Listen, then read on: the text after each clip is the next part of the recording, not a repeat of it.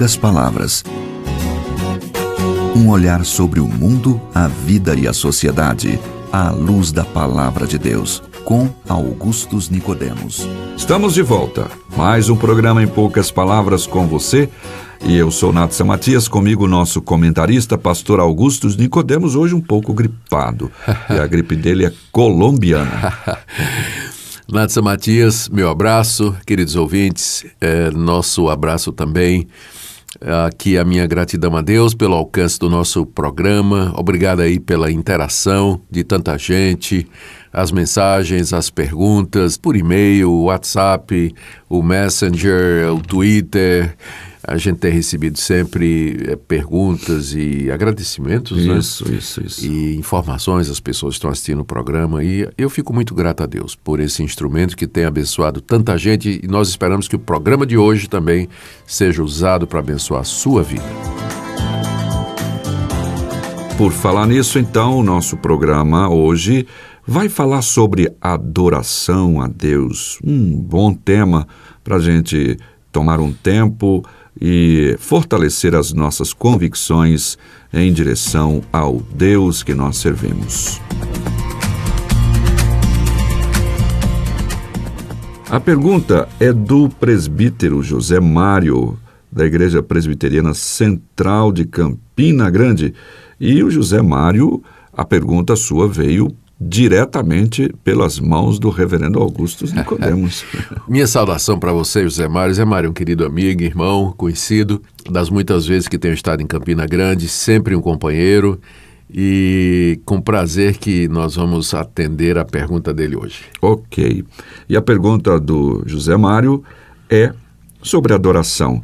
Ele, então, pergunta, em suma, nossa adoração é monoteísta ou trinitariana? E acredito que ele recebe bastante, como ele disse, perguntas diversas, e essa é uma delas. E apesar de saber a posição, certamente, dele, ele quer reverberar isso aí, né? Sem dúvida. Bom, já mandei minha saudação aí para você, Zé Mário. Eu creio que a sua pergunta, ela é mais ou menos a seguinte, o que ela quer dizer, que se no culto nós devemos nos dirigir a Deus, como se fosse um único ser, um único Deus, ou seja, adorá-lo e nos dirigir a Ele, falar diretamente a Deus Pai, orar a Deus Pai, cantar a Deus Pai, ou se nós devemos refletir no culto o nosso conceito de que Deus ele é triuno, ou seja, no ser de Deus subsistem três pessoas distintas, o Pai, o Filho e o Espírito Santo. Eu creio que nós devemos refletir a Trindade na pluralidade das três pessoas. Essa pluralidade ela tem que ser refletida no culto também, lembrando sempre que Deus, subsistindo em três pessoas, ele é um único Deus, só há um Deus. Não é? Esse é o grande mistério da Trindade, não é? Que nós professamos, a Igreja professa há séculos, né? Desde que ela entendeu que esse é o ensino do Antigo e do Novo Testamento e formulou essa doutrina nos séculos seguintes ao período apostólico.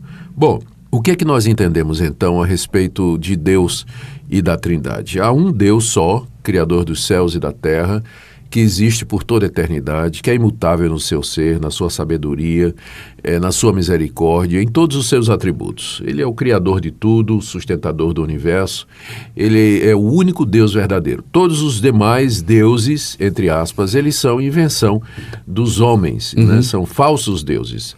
E a Bíblia deixa isso muito claro. Portanto, o cristianismo ele é monoteísta, exatamente como o judaísmo era também antes do surgimento do cristianismo, que no nosso entendimento é o desenvolvimento lógico, bíblico e desejado por Deus daquela revelação que Deus deu no Antigo Testamento, começando com Moisés, depois os profetas e assim por diante, não é? Bom, mas essa mesma Bíblia que nos fala que há um só Deus, o único Deus verdadeiro, só há Ele, essa Bíblia também se refere a três pessoas que subsistem no ser de Deus e que são referidas como Deus.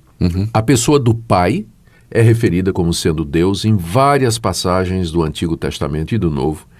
Jesus Cristo, ele é referido como Deus no Novo Testamento, com frequência, há passagens claras a respeito disso. Ele recebeu adoração, ele respondeu pedidos, e há vários exemplos de orações que são feitas à pessoa de Jesus Cristo no Novo Testamento, né? E note que essas orações elas foram feitas por judeus convertidos à fé em Cristo Jesus. E há uma terceira pessoa que também é referida como Deus, tanto no Antigo Testamento como no Novo, que é a pessoa do Espírito Santo.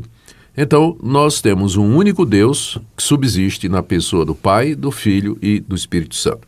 As três pessoas são iguais em glória, honra, poder, majestade, louvor e adoração. Ou seja, nós deveríamos nos dirigir às três pessoas da Trindade em termos iguais. Né? Nós devemos adorar o Pai, devemos adorar o Filho e devemos adorar o Espírito Santo, já que eles são igualmente Deus. Porém, Natsan e Zé Mário, que está nos escutando, a própria Bíblia também fala que esse Deus que subsiste em três pessoas, na salvação do homem, se organizou, é aquilo que a gente chama de trindade econômica. Sim. Né?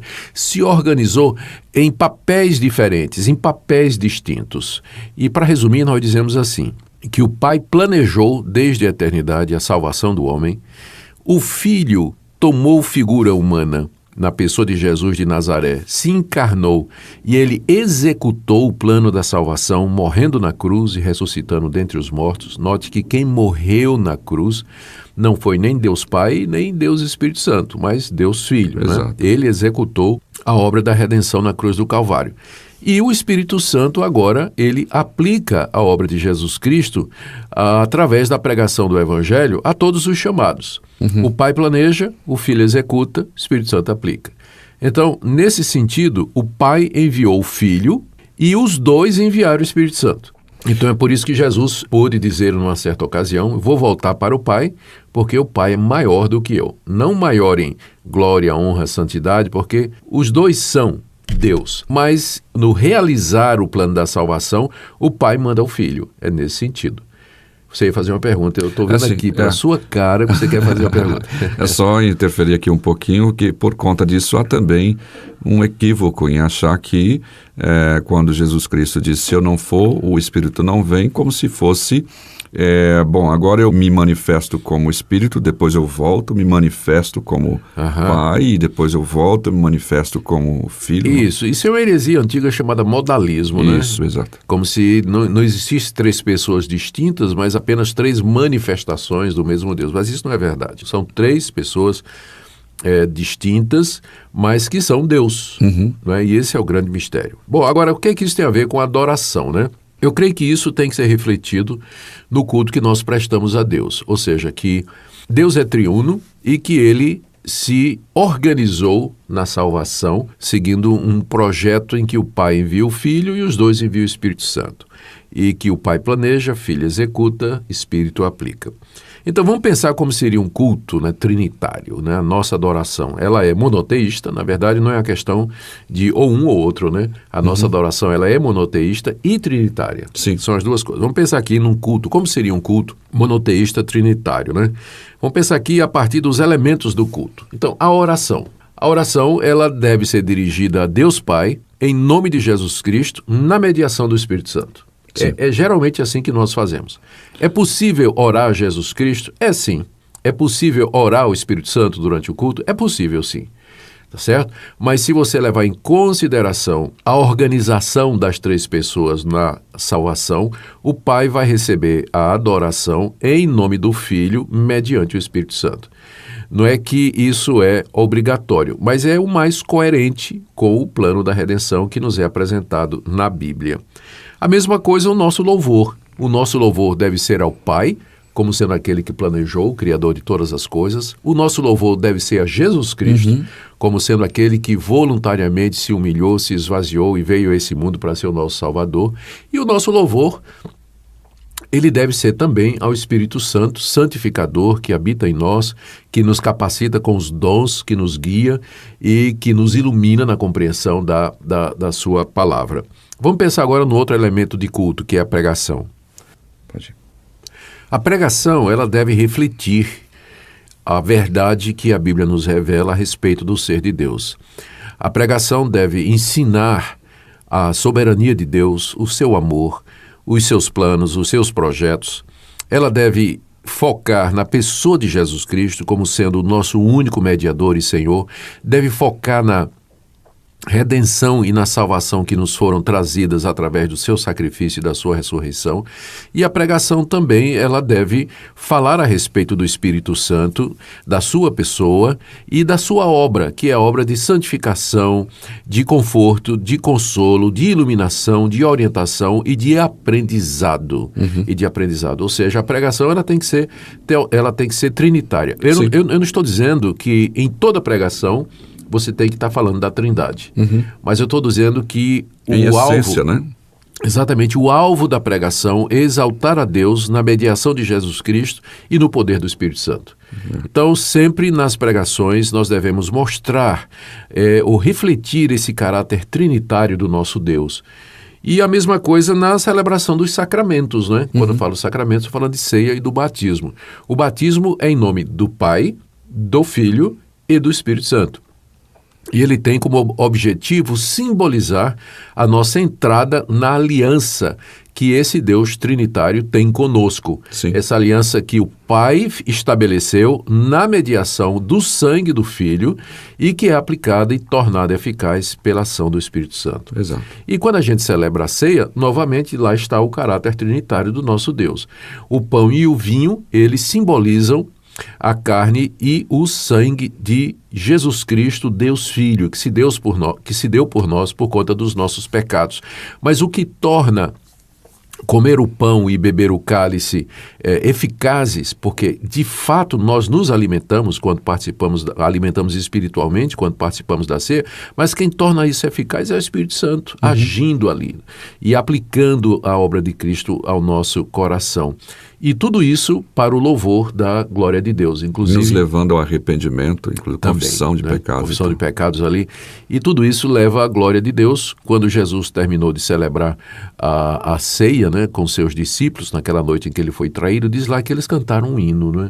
Provavelmente um hino de louvor e adoração ao nosso Deus. Ou seja, todo o nosso culto deve refletir a Trindade, não é? Um Deus que planeja, soberano, amoroso, sábio, justo e bom. Deus Filho que se humilhou, se esvaziou voluntariamente, assumiu a nossa carne, morreu na cruz por nós e ressuscitou para a nossa justificação. E o bendito Espírito Santo que habita a igreja, está presente nos louvores do povo de Deus, que usa os elementos do culto para nos santificar, nos instruir, nos iluminar e consolar. É um Deus maravilhoso esse que nós servimos na adição. O culto e a adoração é uma das experiências mais edificantes que nós como cristãos podemos ter. Por isso que eu não entendo às vezes que as pessoas não querem participar de igreja nenhuma, não é? Quer ser crente em casa, não é? E não quer, junto com os outros irmãos, cultuar esse Deus maravilhoso. Quando o culto é bem entendido, quando o culto é feito da forma correta, graça, há uma edificação muito grande, um consolo, um conforto e um crescimento. Pois bem, Zé Mário, está aí a resposta à sua pergunta. Deus o abençoe. Estou esperando aí uma chance de visitá-lo em Campina Grande. Aí prepara a buchada aí. Inclusive, eu estou aqui com alguns hinos que a gente tem no Inário Presbiteriano, que eu considero um dos mais bonitos. O Glória seja ao Pai, ao Filho e ao Santo Espírito, como era no princípio e hoje, para sempre, eternamente. Amém, amém. Amém. É um hino lindo, acho, uma estrofe só, mas já cantei em corais com esse hino, é muito bonito. Além do fato de que na Igreja Presbiteriana e outras denominações também, mais especificamente na Igreja Presbiteriana, terminamos com a bênção que o pastor estende às suas mãos e diz que o amor de Deus, o Pai, a graça do nosso Senhor Jesus Cristo e a consolação do Espírito Santo esteja sobre o povo. Amém. Eu esqueci até de falar que a bênção também é trinitária. Pois não é? E a bênção é sempre uma alegria estar no culto adorando a esse Deus triuno. Obrigado, então, pela sua pergunta e agradecemos a todos os nossos ouvintes. Até o próximo programa. Até o próximo programa. Deus abençoe e adoremos a Deus na beleza da Trindade. Em poucas palavras, um olhar sobre o mundo, a vida e a sociedade, à luz da Palavra de Deus. Apresentação, Nadson Matias. Comentário, Augustus Nicodemos. um programa da Primeira Igreja Presbiteriana de Goiânia, Rua 68, esquina com 71 Centro. Visite o nosso site www.pipg.org. Apoio Seminário Presbiteriano Brasil Central, Goiânia.